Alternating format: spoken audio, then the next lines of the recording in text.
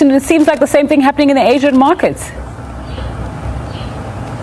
Yeah, unfortunately so. Certainly it has been quite an interesting one. Thank you so much, Nzinga. Of course, technical difficulties, unfortunately, hindering things along the way. But very quickly, let's get into that market picture. Then it has been a pretty mixed one out in Asia. Asian markets certainly struggling along. And this is despite some positive news coming out of course, the vaccine world as well. So a few other iterations there coming through as the market begins to take in some of the conditions that may have come through with regard to the vaccine, and just how quickly the rest of the world is beginning to get on board with that. So certainly markets across the globe have certainly been able to pick things up ever so slightly. And if we take a look at those numbers, then I mean the Jersey All-Share is down around 0.2% at present, and has taken a bit of a hit, unfortunately, then today. So it does follow through on the rest of the global market picture, with the likes of the Hang Seng going down 0.33%. A pretty much flat stance though for the Shanghai Composite, as that went slightly higher, but really not much to write home about out on that front then as well. Taking a look then at the European market as well in midday trade, it seems to have been in some positive territory then as well. If I just take a look at the numbers, 0.5% higher than primarily out in the United Kingdom, so doing better there, around 0.25% higher than for the CAC 40 out in France. Locally, as I said, down we go around 0.25%. Unfortunately, the local currency sitting at 15 Rand and 3 cents against the US dollar. We're still at levels that we haven't seen since around March or so. So let's still appreciate the fact that the Rand has actually gotten better of late. Let's talk about everything else though that has plagued the market and impacted it across the last 24 hours or so. Owen Nkomo from Kunzi Wealth joins us now as we unpack this data and more. Owen, thank you so much for the time, Buffo. So the market itself has sort of taken a look at the vaccine news and said, this is what's going to drive us. But today, really pretty much a mixed picture across the globe. Yes, it's quite a mixed picture, Arabile. We're up slightly. Some of the European markets are fairly mixed as well. And we're seeing the US futures up only 0.14%. I guess people are nervous around the decision around whether one of the vaccines that I mentioned, which is being rolled out in America, is going to get approved today. That decision is going to be made today, Arabile. And if it does go ahead, then I think it's just to change the shape of the market. Whether the markets continue to go up, knowing that the pandemic is going to come to an end, and people go back to work, will remain to be seen, because America just seems to have quite a lot on its plate, particularly around this political environment. So a lot of uncertainty coming through as well from the second wave of COVID, which is coming out at a time when the vaccine is starting to be rolled out. I think there's quite a lot of questions that people are trying to answer. And the currency falling back to 15 from that level. It was at 14.68 earlier today, but it's gone back now to about 15 to the US dollar. Yeah. Let's very quickly talk economic news. Of course, we're going to lead on to what is perhaps a bigger story when it comes to the equity front. But economically, manufacturing data coming out, and mining and manufacturing data also coming out today. What did you get as a sense then for that picture then? I mean, we're beginning to get things back, but we're still not at levels pre-COVID-19, surely. No, yes, we still have a lot of flowing back to do, Arabile, on most of those manufacturing and mining indicators.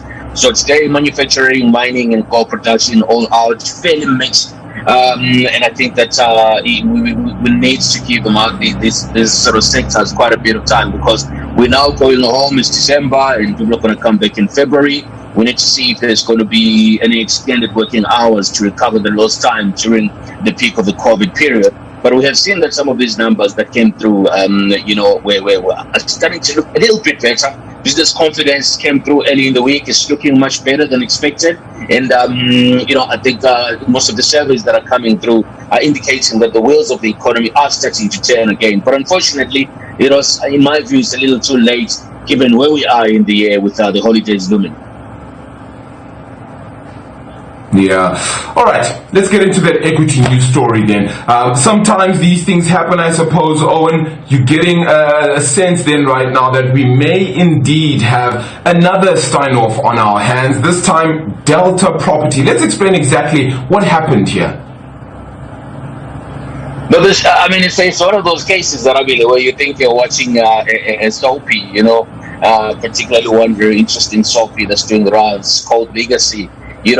every day comes with something new. It's unexpected. I mean, there's a lot of courtroom fighting there. You remember there was let's call it a walkout or a resignation by the head of the company a couple of months ago, where Sandile Novete and the CFO and the CEO of the company walked out and left that business. And there was investigations that were instituted by the team that's now looking after Delta. And these investigations, were in the form of an forensic audit process, which has pinpointed some things that the market is obviously worried about. You see the share price down today, 29%, trading at 28 cents. The guys are going to write down close to 1.9 billion rands in property value due to what is currently being reported as mismanagement by the previous team that was in charge.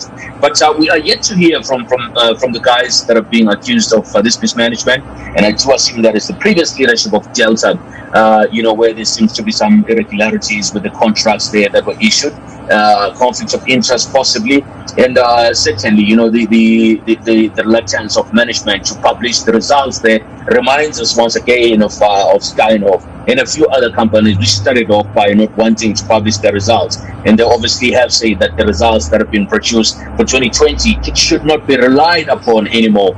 And that certainly sounds like Marcus Justa and Steinhoff saga right there. Hopefully in the coming few days we get a little bit more clarity, because this is only just damaging the share price at Delta, and we are hoping for more clarity just to understand as shareholders if this company has a future or is going to be the end of Delta Property Fund as we knew it in the past.